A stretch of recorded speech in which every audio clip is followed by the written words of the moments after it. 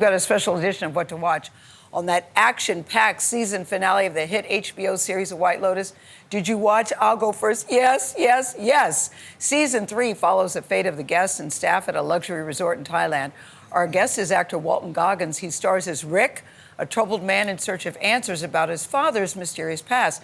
Now, he has a major part in the finale, so we're going to warn you now. There are some spoilers alerts here in this conversation.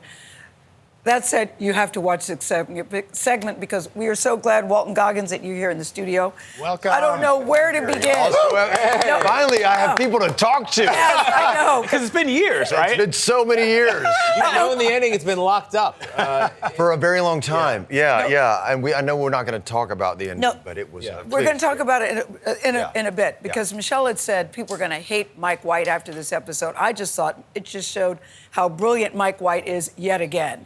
Because on TikTok, there were 1,000 different conspiracies about how this thing was going to end. I heard all of them on the streets. And none of them called this. What did you make of all the conspiracy theories? Well, you know, I mean, all of us, you know, kind of being out in the world, had to had the good fortune of listen to people tell us their version of the story out on the street. And I had my fair share, and I just listened to them the way that I listened to Sam Rockwell, you know, in episode 5, without judgment and just nodding, What a scene. And some of them got very close, but no one guessed it. But can I just talk about your expression during that scene with Sam? Because that's how I felt, too, watching, like, what the hell are we listening to and hearing this? What was your thinking as you were looking at his face? And when you first read it? Listening without judgment. I don't know. How do you not judge me? Yes. But not really. Fair enough. Yeah, it was, you know, Sam's a really good friend of mine, and we all read that monologue, you know, when we read the scripts for the very first time. And when the day came, Sam and I, we didn't rehearse it. You didn't rehearse it? No, we didn't really even talk about it, you know, very much at all. You know, he's a dear friend of mine, and we just kind of sat opposite this table, and he just kind of went into it the way that he went into it, and it would just happen so organically. Gosh, and now the finale, Vlad. The finale was incredible. Is this where we say spoiler? Well, it's up to you. I mean, we do have a spoiler, and I want to warn the audience. I hate sharing spoilers, but it's such a big finale. Everybody was talking about it. We do have a moment from the last episode. Now, a major part of your journey was your quest to find the man who you believe killed your father. That's right, yeah. This is a spoiler alert, folks, so if you haven't watched this episode yet, please, skip this part. Okay. You end up killing Kun Jim, who... That's a big spoiler alert. Yeah, a big spoiler. This is a big spoiler. Right. And you find out that Kun Jim is actually your father. Yes. In that moment, I do. What was your reaction when you read that? Well, you know, reading it for the first time, understanding that is where we were headed, right? And that's the Mount Everest that we were climbing. I knew that it was going to be a very patient, slow walk to get to that point. And I sympathized so greatly with Rick's pain because his entire life story was defined by this event that, you know, he was told by his mother. And the genius of Mike White in that revelation, Rick only has a couple of seconds to register it before he is being fired at. But in addition to that... And so you never really get that. But in addition to that, the Rick and Chelsea love story, too. Yeah. Which I thought was a really true love story. Yeah. What happens to them, too. Yeah, I agree with you. I mean, also a shock. I think it is the first love story in the White Lotus, and it was always a love story. And, you know, their relationship at the beginning of this experience, that wasn't their relationship 3 years prior when they met. It was because of this, you know, event that kind of happened. They're counting us down with 4. I want to say I do think your hairline is sexy. Hey. Walton Goggins. We'll be right back. We didn't even give...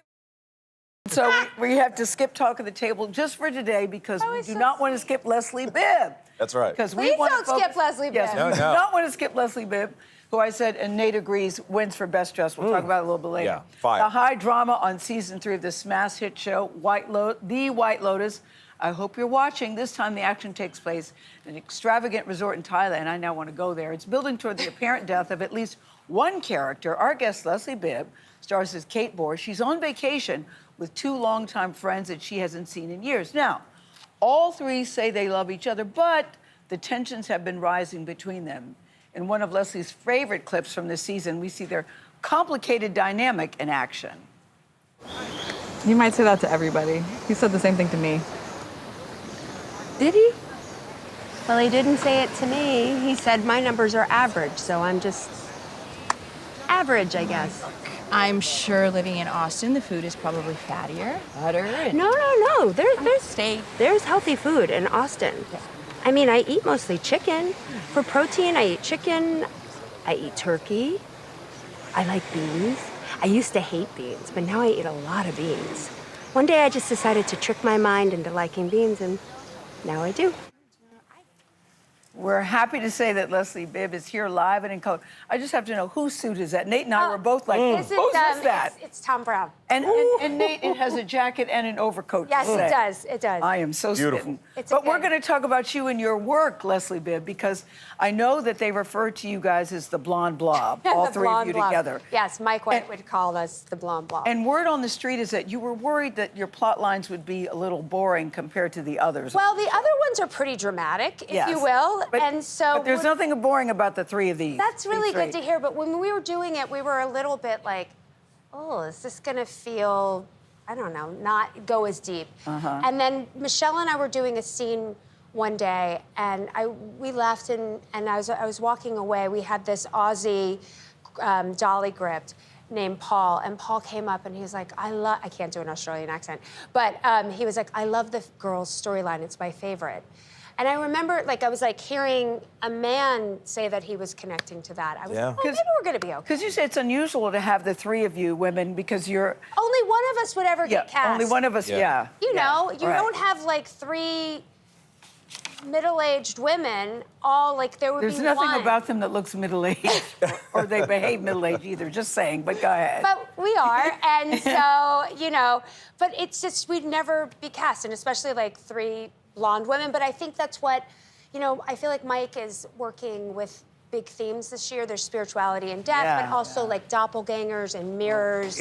It's juicy. Yeah. Yeah, this show is unique because the writing's fantastic, the acting is incredible, but there is this relatability with every audience. You think on the surface, oh, these fancy rich people going to resorts. Right. But once you start listeing to them, the They got connection's there. issues. The rich Why people is that? got issues. Why do you think fans love this show in such a way that creates a connection? Well, I think one thing, and I don't know how you guys feel, I think we become also, I think Mike's writing, first off, is I hate to use the word genius, but I do think Mike White is a frickin' genius. Agree. He just writes, and he doesn't shy away from confrontational, hard topics. No, shocking. And sort of going there, and he's unapologetic about it, and he just sort of is able to sort of pick it up and look at it.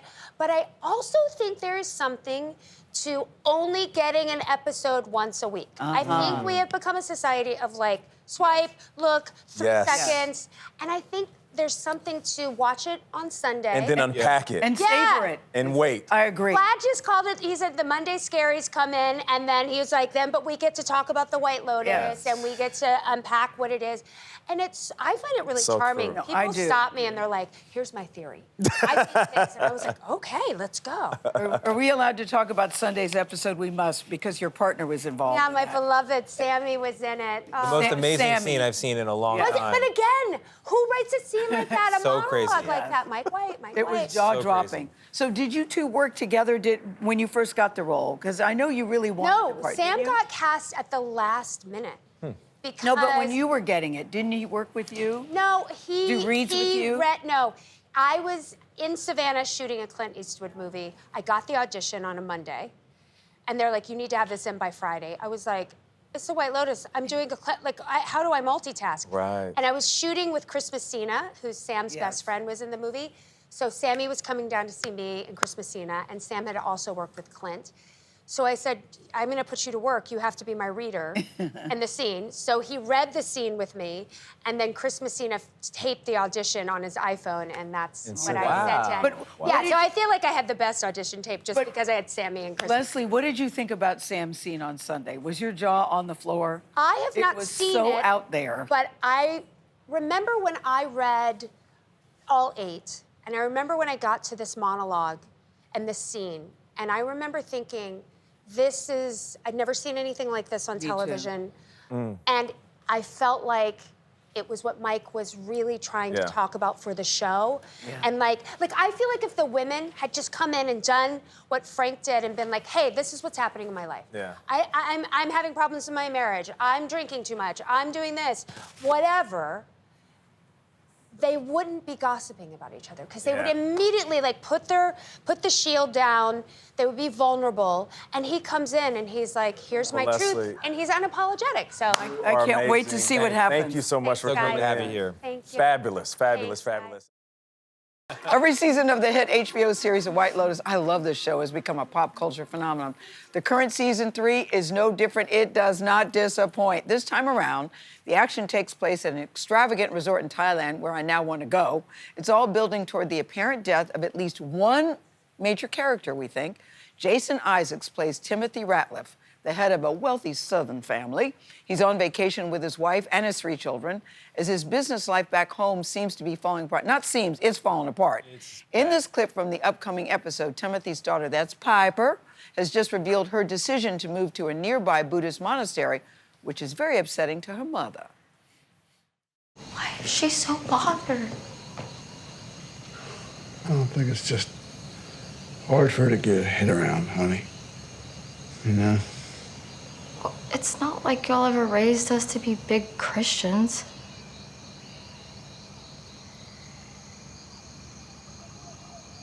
I was an altar boy, you know? Sung the solo at Christmas service.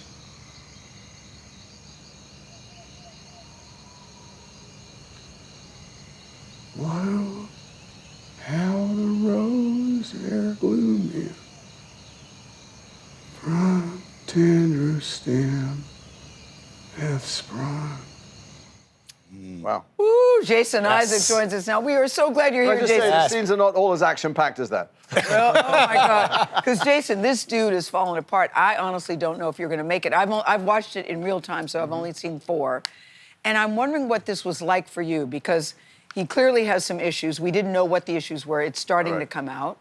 What you like about him, what you dislike about him? Oh, I don't think about what I like about people I play. They just are the people. They just are. Having this, it's for other people to judge whether they like them or not. I think what's brilliant about Mike's writing, so many things are brilliant, but he sets out these archetypes. Mike White, who writes and directs the whole thing, is he sets out these archetypes. People arrive at the hotel, and mostly you think, I hate this group of people. I hate these type of people, and then they aren't types of people. Bit by bit, he reveals the different layers of humanity, and then in the end, I don't want to say what happens in the end, but you start to empathize because you see their essential humanity. Were you being set in familiar Thailand, the people are stripped back their essential ego. They go there for spiritual enlightenment. They get it in ways they didn't plan. Were you familiar with the series before you joined?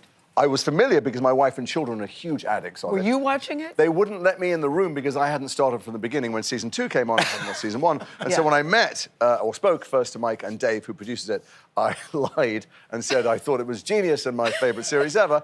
And it turns out when I then binge watched it, it is. So that was all right in retrospect.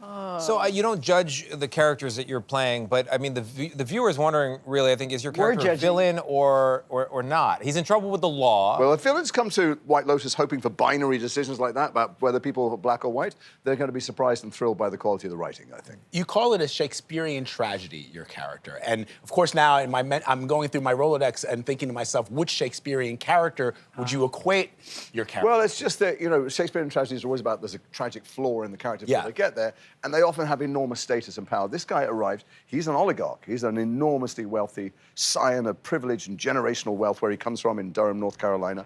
And Mike takes everything away. And who am I if I'm not the things I have and my reputation? Speaking of Durham, you're doing a fantastic British accent right now. It's really spot on. Thanks very much. Yeah. I know. Well, the accent has been a controversial thing because a lot of people on the internet are saying, this is the worst, it sounds Australian, it's the worst accent I've ever heard. And then people from Durham are going, He sounds like my dad, you idiot. Oh, you nailed it. It's a very specific accent. Well, I was curious how you built it. Obviously, you're from the UK. That's why I was joking about the accent here. But you had to build this Durham accent. Where do you begin to do that? You listen to people from Durham. You go to a brilliant dialect coach, Liz Himmelstein, who does a lot of the top Hollywood actors, and then you practice it. I'm from England, so you have to understand. When you open your mouth in England, everybody knows not just where you're from, but where you're from socioeconomically and how you're aspiring to be perceived. We are fascists about the minutiae of dialect, so it's a tool we learn to learn to. You're making news because for last week we got to see a full frontal and it was you. Yes. And I'm trying to figure out we how were to all ask this talking without about it. being impolite. Go ahead. Was that you or was that a prosthetic? Well, Because we were debating it. Because we were debating. A lot of people are debating it. It's all over the internet, and it's interesting because You didn't answer the question. Well, I'll tell you why. Because the best actress this year was Mikey Madison at the Oscars, and I don't see anybody discussing her vulva, which was on television all the time. No, I'm not talking about Swedish cars, So I think it's interesting that there's a double standard for men, that when women are naked, Margaret Qualley as well in The Substance, nobody would dream of talking to her about her genitalia or her nipples or any of those things. And so it's odd that there's a double standard when it comes to discussing. But we so rarely... It's a bit of a dodge. Bit of a dodge. Yeah, he said it is a dodge because I don't think that people really want to know how the sausage is made. I kind of Nice do. one. I kind of do. Is it the same? Is the guy who does the prosthetics the same guy who does the ears and the noses? Who's got fake ears? Not on the show, but in general. Who's the guy you call? I genuinely think it would be odd when there are characters in some of the women are naked in here. It'd be odd if you were sitting here and you would never dream of discussing the It's also genitalia. true. Not for a second. Can I talk about the casting? I love Patrick Schwarzenegger. I love Patrick Schwarzenegger. With the friends. Like he's my real son. Do you? I love Patrick the and kids Sam on the show. and Sarah Catherine. We became a family over 7 months away. We got very close. Yes. Sorry, I interrupted. Sorry. No, but I like the cast on the show and the people that play your kids. I liked it. When we got there and you film with the people you're with and you have the days off with the people you're with, and we became a family very quickly. And what was odd is my own real children arrived. Yes. And I suddenly realised when they wanted to hang out with Patrick, Sam and Sarah Catherine that I am actually old enough to be the parents of the people I consider my friends. Yeah. Oh, that's awesome. I think if prosthetics were standard with actresses, we would ask a female What is your actor. obsession? And are you having... Very obsessed. It's not Are only you having We've been therapy? talking about it all morning. Mike White is a brilliant writer. It's the best series on television for a long time. God. And It what is is. the obsession with penises? It's an odd thing. Because we rarely get to see him on I television. think we have to read a tease. Yeah, okay. Jason, Gayle, you're watching the wrong television, obviously. Jason, congratulations. I love you on the show. I love what... And Lucius Malfoy for all the millennials out there. Yay, Yes. Lucius Malfoy in the house. Yes.